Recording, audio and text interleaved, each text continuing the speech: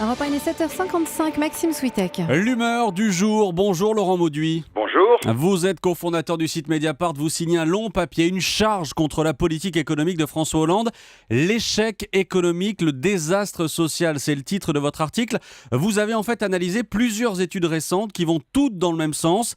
Elles disent que les baisses de charges accordées aux entreprises n'auront sans doute qu'un effet très très limité sur l'emploi. Oui, il y a une cascade d'études ou de rapports et ils sont importants parce qu'ils sont de sensibilités différentes. Vous savez, il y a eu les simulations de Valérie Rabault, qui est la rapporteure générale du budget à l'Assemblée. Il y a des simulations d'un think tank libéral qui s'appelle l'IFRAP, qui parle seulement de 80 000 emplois créés à cause des 35 milliards d'euros qui vont être injectés. Il y a deux études du CNRS qui sont d'une sensibilité exactement identique. Et puis pour finir, il y a aussi le rapport que vient de réaliser la mission d'information du Sénat. Alors moi ça m'a beaucoup frappé parce que si on peut dire la politique économique du gouvernement, c'est une mesure unique. Les 35 milliards d'euros, ça mobilise quasiment toutes les marges de manœuvre. Est-ce que 35 milliards d'euros de baisse de charge. Oui, il y a à la fois les 20 milliards d'euros, vous savez, du crédit d'impôt, et puis par ailleurs les 10 milliards complémentaires de baisse de cotisations sociales. Ça préempte toutes les marges, et ce que disent au final ces études ou ces rapports, c'est que ça dit ce que l'on pressentait depuis le début et ce qui a été au cœur du débat parlementaire, effet économique quasi inexistant ou très faible. J'ai cité 80 000 emplois, ce n'est pas la hauteur de la lutte contre le chômage, et pour l'essentiel sans doute des effets d'aubaine. En clair, ça va améliorer la situation financière des entreprises, mais sans qu'elles embauchent ou sans qu'elles investissent. Donc c'est très très préoccupant et c'est pour ça que je parle d'échec économique. Mais Laurent Mauduit, ça veut dire que pour vous, les entreprises françaises ne souffrent pas de charges trop élevées?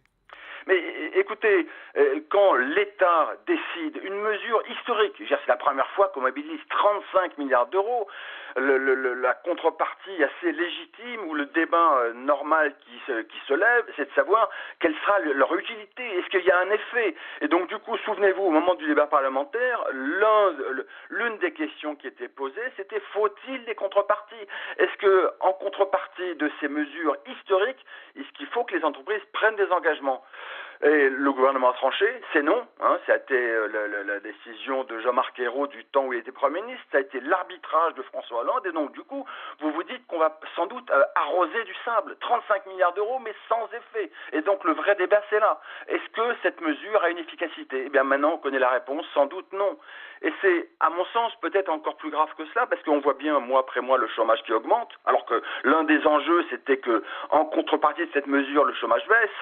Et ce que je raconte dans mon article, c'est que non seulement le chômage monte, mais en plus, la précarité augmente encore plus vite. Pour quelle raison? C'est que les petites embauches qui existent en ce moment se font malgré tout dans des conditions sociales absolument désastreuses.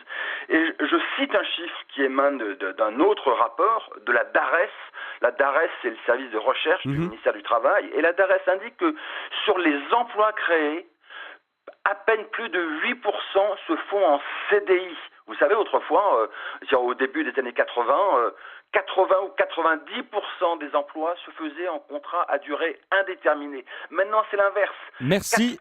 90% se font sous des formes précaires. Merci Laurent Mauduit. L'échec économique, le désastre social, c'est donc à lire sur le site Mediapart. Merci à vous.